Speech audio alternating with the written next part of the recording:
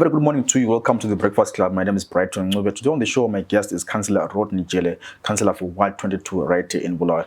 Councillor, good morning. Welcome to the show this morning. Morning. Thank you very much. It's an honor to be part of the show today. Councillor, let's review your 4 years into office as a Councillor for Ward 22. Yes. What have you done? You said to me earlier when I met you, we're going to to your ward to see what you've done. But paint us a picture of what you've done in Ward 22.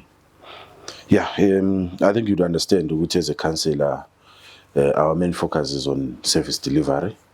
Although we need to agree with the service delivery that is there currently is not up to standard. But with the little resources that the local authority has, and with the push that I also have council, we have managed and tried to do some bit of projects here and there, and we've managed to even give people a decent service delivery. If we go on, we look at maybe issues of roads. We have tried. We are doing pothole patching. We are doing regrading and regraveling in some areas. We are even doing stone pitching.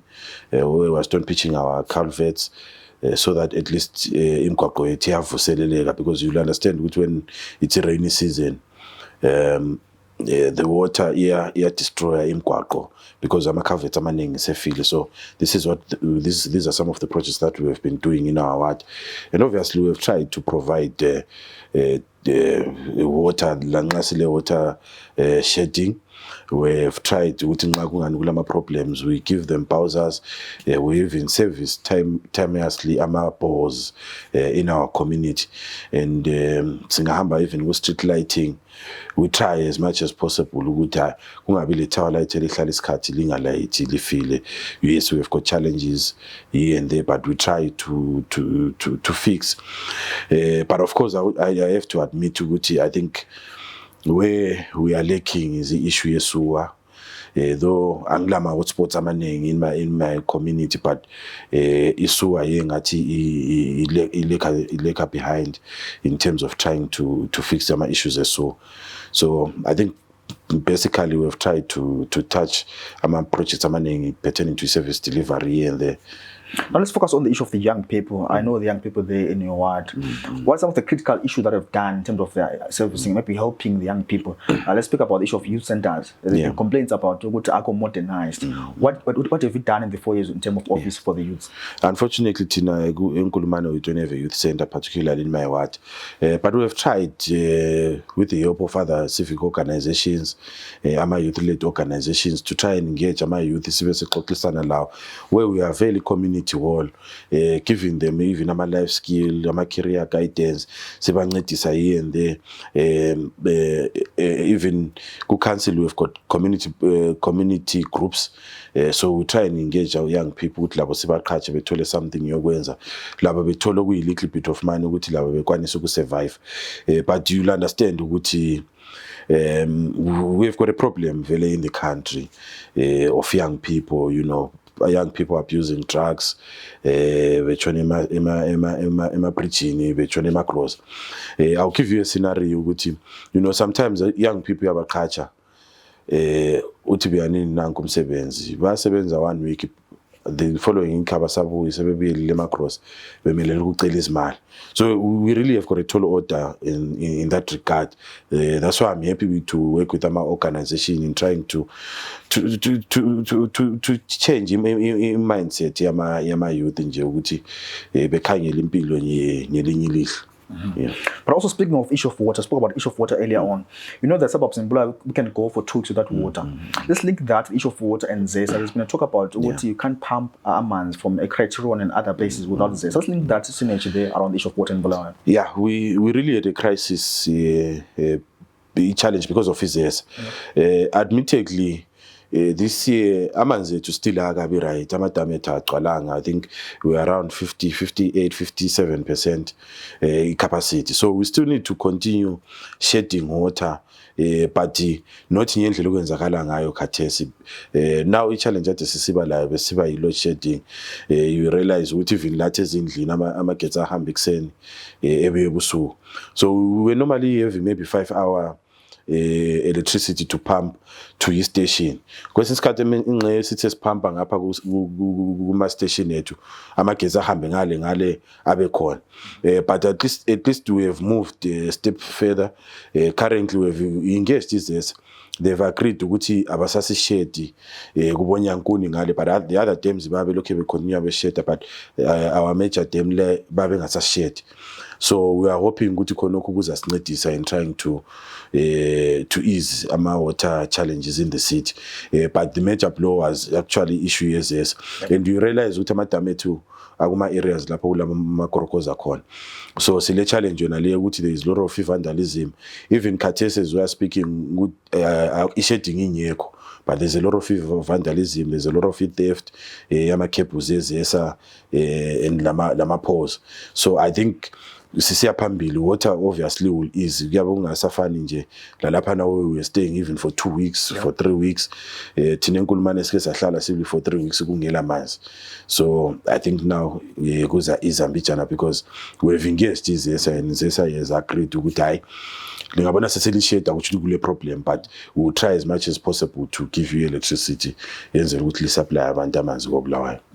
Councillor, there's been this thing ukuthi this notion ukuthi Councillor iBulawayo akasafani in terms of the hygiene, the cleanliness of Bulawayo. If you walk around CPD, you actually see paper all over. Let's talk about that issue of hygiene. Where are we missing it as residents of Bulawayo, and where is Councillor missing in terms of trash collection and so on? Yeah, I think ivele sokule lawlessness kuma residents ako Bulawayo. And the unfortunate part ukuthi there is always a blame game. Ama residents are city canceling ama residents, but we are all to blame, council and also residents. But if you realize ungahambe town, I think council has managed to in almost every corner kulama beam. Ukuthi even la nxa usidla ibanana yakwanisa ukuyalahlele kubheni liyana. But I think the biggest letdown in the issue yama vendors, there is unemployment, higher unemployment rate in the city, and everyone is resorted to selling. And obviously people will want to sell lapha babona kule traffic yabantu khona. And the council side enforcement, in terms of enforcement, the manpower yankhona incane. And obviously there's that political hand play also ukuthi kuyathwala abantu be-political party so akumelanga bethintwe. So these are the challenges ezi-affecta ezenza idorobho lingasahlanzeki. And also mina ukubona kwami also, I think most of the residents asebekhona koBulawayo, they really don't know i-culture yakoBulawayo.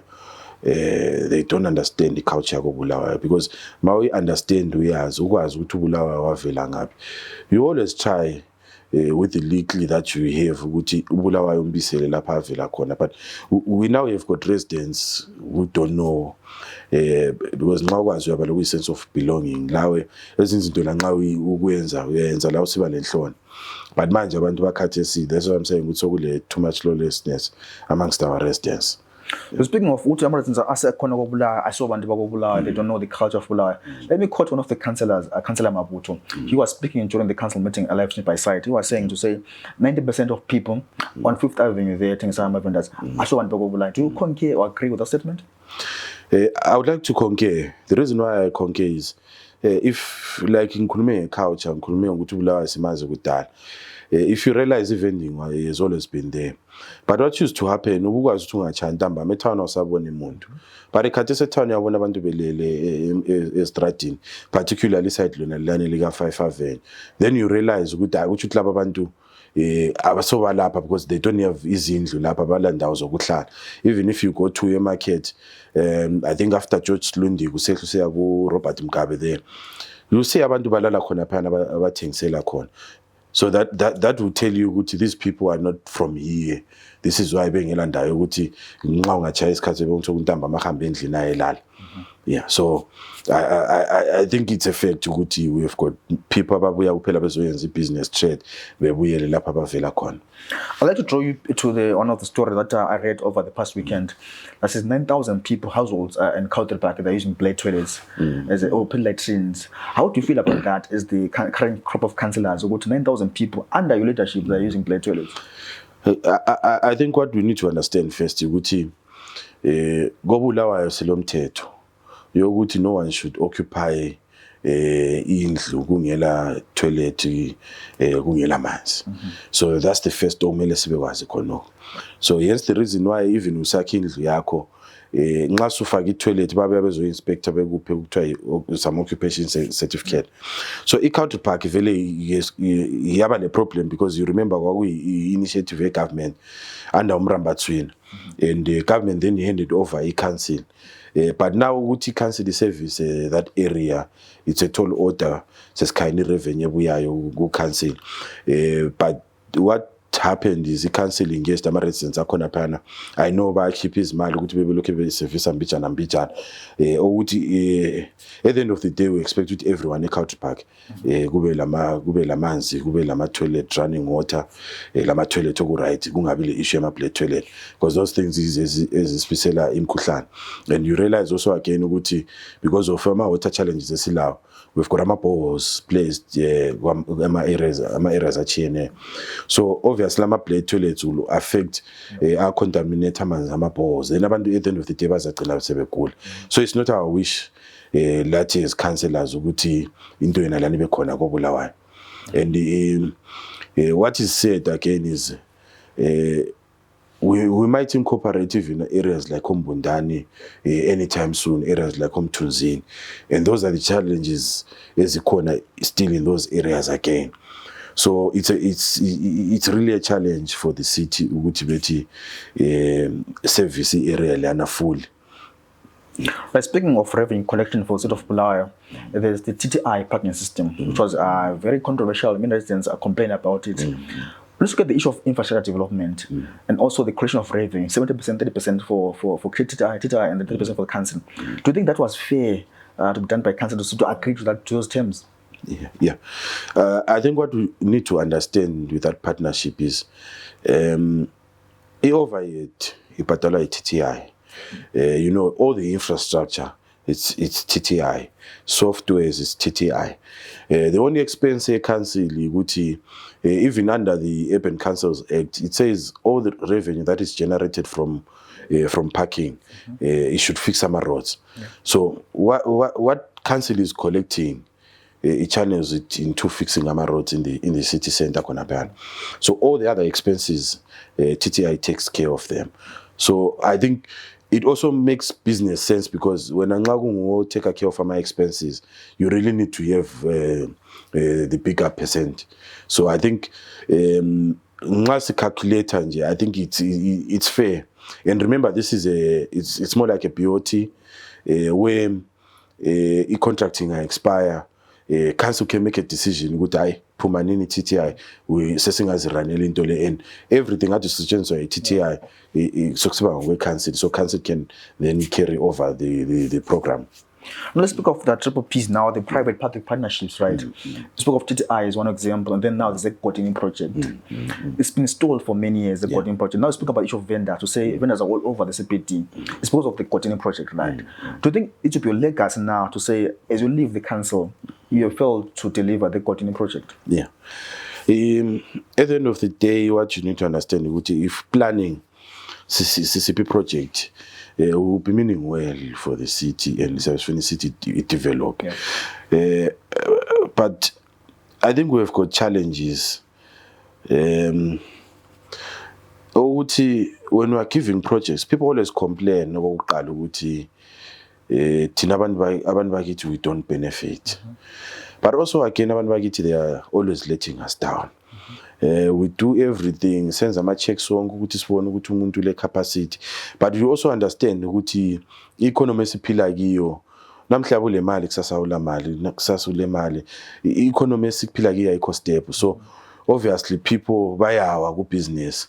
But ama checks siyabeswayenzile sabona ukuthi umuntu le capacity, and the unfortunate part ukuthi abantu bakithi babahlala besleta down as much as bekhalela imsebenzi. So it's not our wish ukuthi sibe sibona igodini njalo.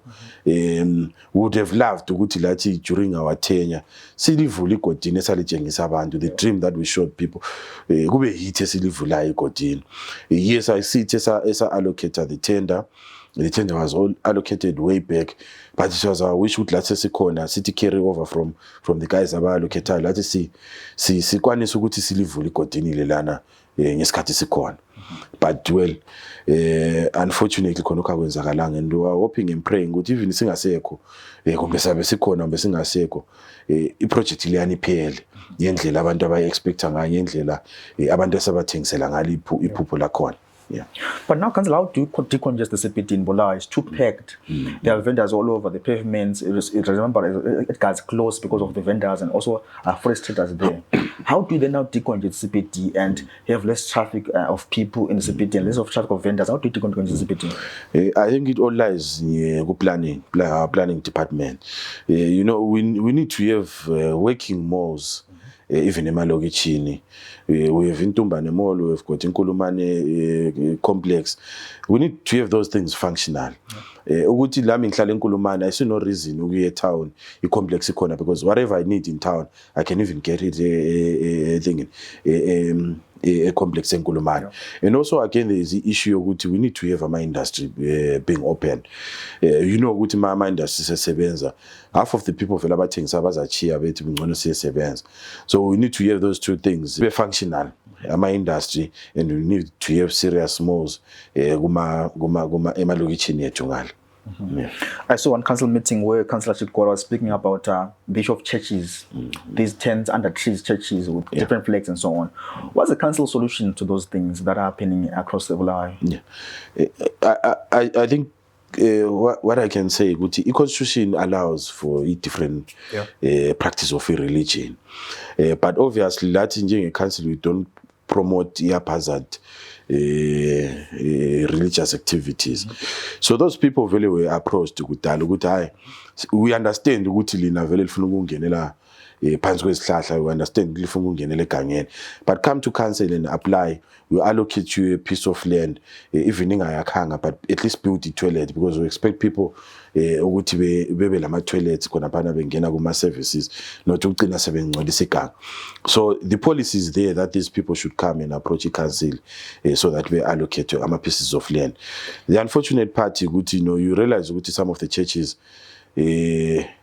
babelokhe bebreakana phakathi, bangabreakana umnye sesiyakwelakha ikona, bebreake layo sesiyakwelakha ikona, but we really don't encourage that.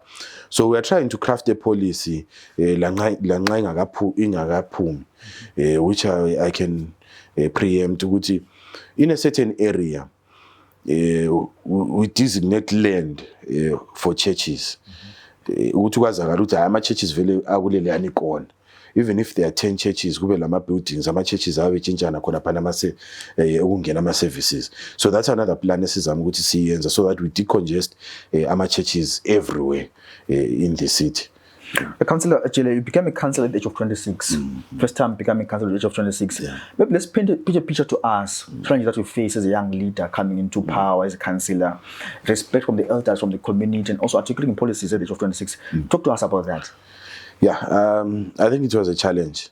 During our times in Guyana, unlike Abangena in 2018, because we had already set the pace, it's time for the young people to begin. I think we're the first crop of councillors who Guyana as young people, and you know, a paradigm shift in the society. Abantu sebejayela ukuthi hayi ukansela vele sikwazi ngumuntu omdala. And you'll understand ukuthi ukansela in a community ngiyothatha ama problems wonke, even lento ezingaso service delivery, domestic issues, abantu baxabana, they always come to councillor. So it was a difficult issue ukuthi abadala beku understand, bekujayela ukuthi uthi nje umntwana lwana ngeke ngikhulume la iproblem yami, ngeke ngimtshela iproblem yami, umama abuye umbugogo athi hayi ubaba unchayile endlini ebuya kimi ngumntwana. So it was a difficult issue, but well, you know, sometimes if it's a given that you are a leader, you try and handle such issues until abantu they then gain the confidence. I think that's the reason why maybe 2018 period, most of the young people got into office, because we made people believe and see even as young people we can lead, because we normally say as young people we are no longer leaders of tomorrow, we are now leaders of today.